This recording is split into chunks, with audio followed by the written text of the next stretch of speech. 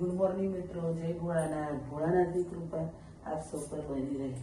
સ્વાગત છે તમારું અમારી ચેનલ ઉષાની જર્નીમાં.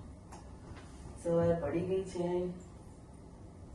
અને ઉઠવામાં સવારે ઉઠી તો ગયા છે, પણ રાત્રે સુવામાં મોડું થઈ ગયું હતું, કારણ કે 2 દિવસ લગ્નમાં રહી. મારી ફ્રેન્ડની બેબીના મેરેજ થઈ ગયા શાંતિથી, સરસ રીતે. રાત્રે ઉઠવામાં ગેસ્ટ પણ થોડા કાઢ્યા હતા મારી ઘરે. ઉઠવામાં થોડુંક મોડું થઈ ગયું, સુવામાં મોડું થઈ ગયું, પણ ઉઠી ગઈ છું, કેમ કે આજે શનિ એની સ્કૂલ જવાનું છે. મેં રાત્રે અમે તો સવારે નાસ્તો કરીને બપોરે જમીને નીકળી ગયા હતા. સાંજે ફ્રેન્ડની બેબીના મેરેજના ડીજેમાં બધા ત્યાં બહુ ડાન્સ કરતા હતા, મજા આવી ગઈ જોવાની. અને પછી અમે ફોટોશૂટ કરાયો, અંબિકા, મેં, મીનાએ અને એની વેવાણ. પછી મેં કરાયું, પછી મીના આવીને મેં સાથે કરાવ્યું, પછી મેં મીના આવીને અમે બધાએ પણ થોડો ડાન્સ કર્યો. બધા બહુ ઝૂમતા હતા, મજા કરતા હતા, ડાન્સ કરતા હતા. મને અમારી કાવ્યા બી બહુ ડાન્સ કરતી હતી, હેનિલ પણ ડાન્સ કરતો હતો. હેનિલ બરાબર ઝૂમવા લાગેલો. અક્ષય પણ ડાન્સ કરતો હતો, એને બી મજા આવી ગઈ હતી. કાવ્યાને બધાથી વધારે મજા આવતી હતી, એને ડાન્સ કરવાનો બહુ જ શોખ છે. અને જો હેનિલ જુઓ, મસ્તી એ કરતો હતો અને ડાન્સે કરતો હતો. અને કાવ્યા બરાબર ઝૂમી ડાન્સ કરી રહી હતી. થોડી વાર પછી બધાને નાસ્તો ને એવું મળવાનું હતું. પગમાં પેન થતું ચોખાથી બની જાય છે. હવે એની સાથે જતા રહીએ. હેનિલને કહેતી હતી, પણ એને હજી બી ડાન્સ કરવો તો એને મજા આવતી હતી. સારું, કરી લે, થોડી વાર રહીને પછી ઘરે જઈશું. એટલે પાછો ડાન્સ કરવાના. મેં બી એને કરવા દીધો. ચાલો થોડીક વાર હજી જોઈ લઈએ, પછી નીકળીશું. નાખી દીધું છે. હવે થોડું અંબિકાની બેન પણ ડાન્સ કરતી હતી, સરસ, સ્વાદ અનુસાર સારું આવડતું હતું. ઓલમાં એવું હતું, બધું એવરેજ, કે બધાને બહુ જ મજા આવી, બધાએ બહુ જ ડાન્સ કર્યો, બહુ મજા કરી. અને પછી મને એમ થતું હતું કે બસ હવે તો નીકળી જઈએ ઘરે જવા માટે.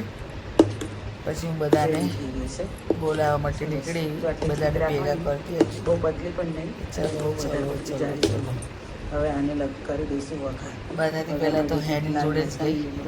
તેલ મૂકી દીધું છે. હેનિલ તો એ મળી ગયો મને, અને ના પાડીને પાછું ઘૂસી ગયો કે હજી નથી જવું. નાની કરો ત્યારે હજી થોડો ડાન્સ આવ્યો. પાછી હું નીકળી ગઈ બધાને શોધવા. જોયું તો બધા એને જ ડાન્સ. બધા બહુ જ મજા કરતા હતા અને મને કહેતા હતા કે ચલો. હું પાછી બૂમ પાડીને આવીને ચલો ઘરે જઈએ.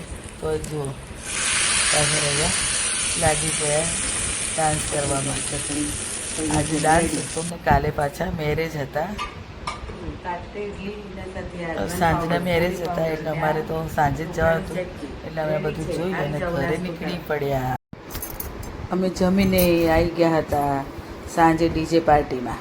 જુઓ, મીનાની છોકરી બરાબર ડાન્સ કરતી હતી, સરસ. ડીજે પાર્ટી ચાલુ થઈ ગઈ હતી, અમારે આવતા થોડુંક લેટ થઈ ગયું. આવીને અમે પણ જોયું ને ફોટોશૂટ કર્યું.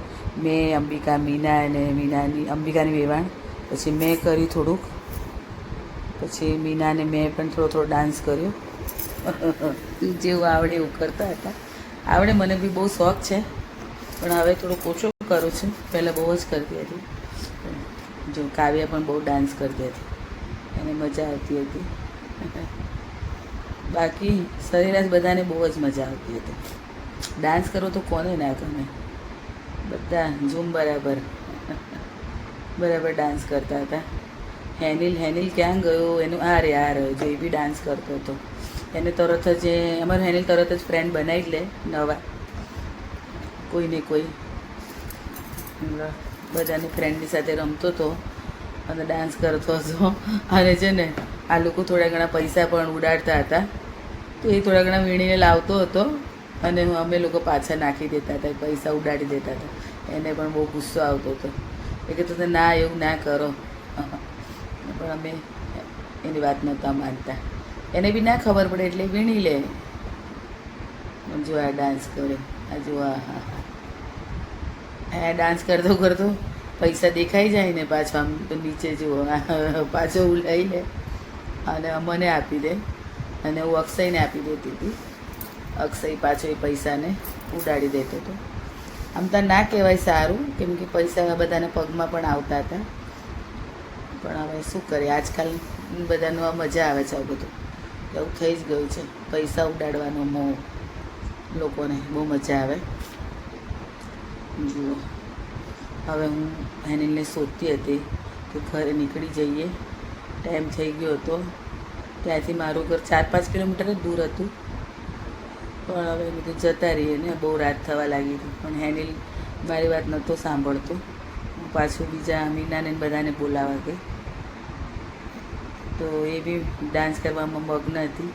અંબિકા બી કોઈને ઘરે જવાનું મન થતું નહોતું કે ના હજી થોડી વાર, ના હજી થોડી વાર, એવું કરતા હતા. મેં કીધું ઓકે, વાંધો નહીં. મેં તો અક્ષય કીધું તું બી ડાન્સ કર, થોડી વાર રહીને જઈએ.